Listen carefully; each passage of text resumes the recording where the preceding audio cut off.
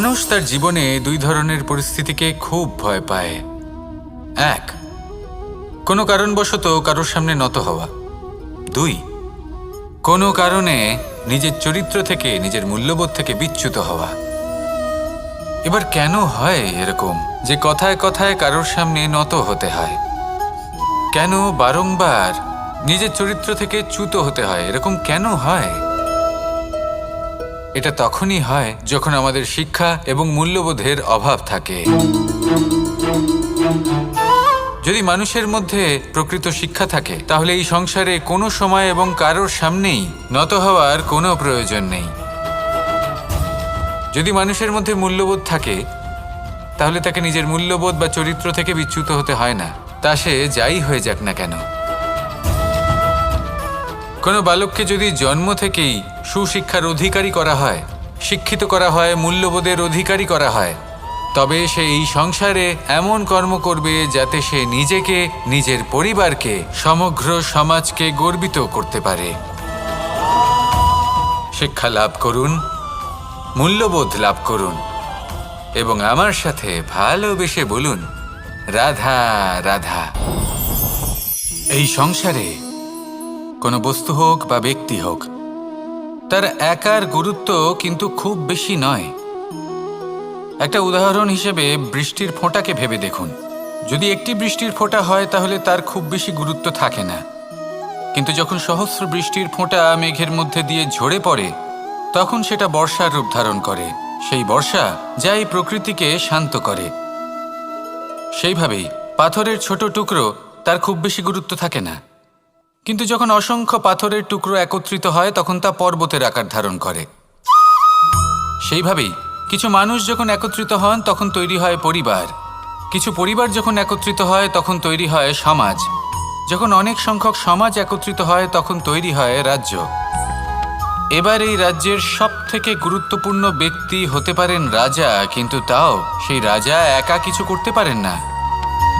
যুদ্ধ লড়ার সময় তারও নিজের সৈন্যদলকে প্রয়োজন পড়ে। কিন্তু এই সংসারে এমন একজন ব্যক্তি আছেন যিনি একাই সব কাজ করতে থাকেন, এবং সেই ব্যক্তি হলেন মা। আমাদের জীবনে একজন পিতার ভূমিকা কিন্তু নিঃসন্দেহে অমূল্য, কিন্তু আমাদের সকলের জীবনে যে ভূমিকা একজন মায়ের তা অন্য কারোর থাকে না। একজন মা একাই সন্তানকে বড় করতে পারেন, সংস্কারী করে তুলতে পারেন, তার জন্য পরিশ্রম করেন। আর এত কিছু কাজ করার পরেও তার কাজের জন্য তিনি প্রশংসা অবশ্য পান না। উল্টে যদি সেই সন্তান অনুচিত পথে চালিত হয়, অনুচিত কর্ম করে, তখন সেই মাকেই অপবাদের পাত্র হয়ে উঠতে হয়।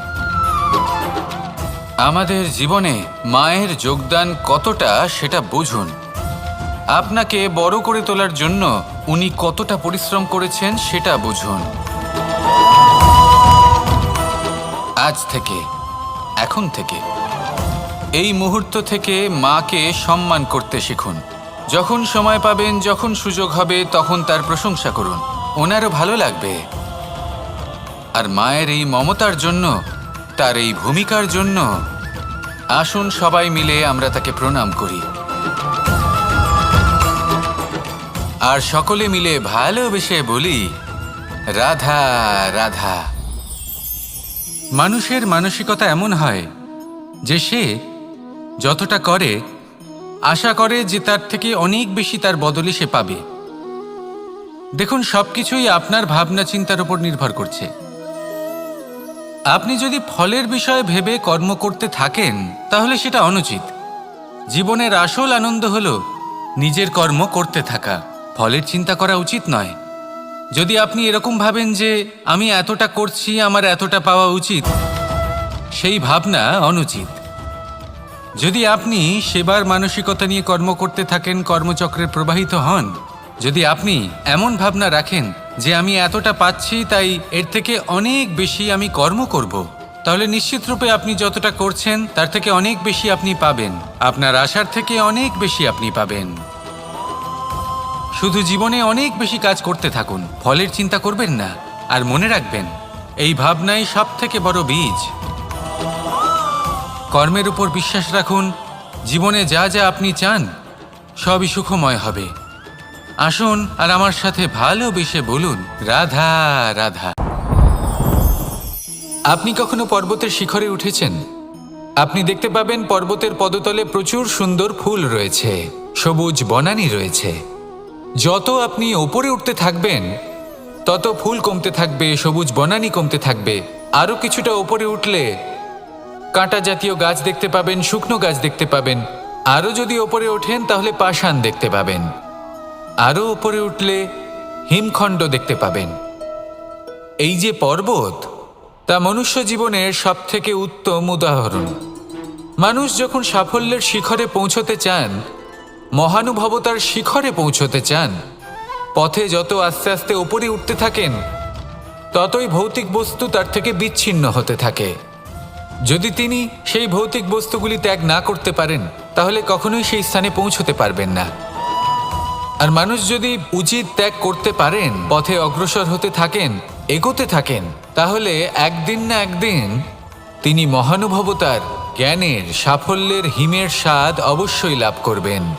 মনে রাখবেন, মানব জীবনের ত্যাগ হলো অত্যন্ত গুরুত্বপূর্ণ অংশ। আসুন আমার সাথে ভালোবেসে বলুন, রাধা রাধা। আপনি কখনো কোনো বাজকে নিজের বাসা বানাতে দেখেছেন? এই বাজ যখনই কোনো বাসা বানায় তখন উঁচু গাছের ডালে বা কোনো পর্বতের শিখরে বাসা বানায়, অনেক উচ্চতায়। আর সেখানে তার সন্তানও জন্মগ্রহণ করে। যখন এই সন্তানেরা জন্মায় তখন এই বাজ খুবই ভালোবেসে এবং খুব সাবধানে এদের পালন পোষণ করে। নিজের ঠোঁট দিয়ে তাদের ঠোঁটে খাবার পরিবেশন করে। কিন্তু যেই সেই সন্তানেরা হৃষ্টপুষ্ট হয়ে যায় এবং সেই কথা বাজ নিজে বুঝতে পেরে যায়, সেই বাজ নিজেই সেই বাসা ছিন্ন ভিন্ন করে দেয়। সেই সন্তান যাদের সবেমাত্র ডানা গজিয়েছে, কিভাবে উঠতে হয় তারা জানে না, সেই সন্তানগুলিকে উচ্চতা থেকে ঠেলে দেয়। সেই সন্তান প্রথমে ভয়ভীত হয়ে যায়। তারা সামনে মৃত্যুকে দেখতে পেয়ে ভয়ের কারণে তাদের ডানা ঝাপটাতে থাকে। আর সেই প্রক্রিয়াতেই সেই সন্তানগুলি উড়তে শুরু করে দেয়। এবার এই ঘটনায় আমরা কি শিক্ষা পেতে পারি?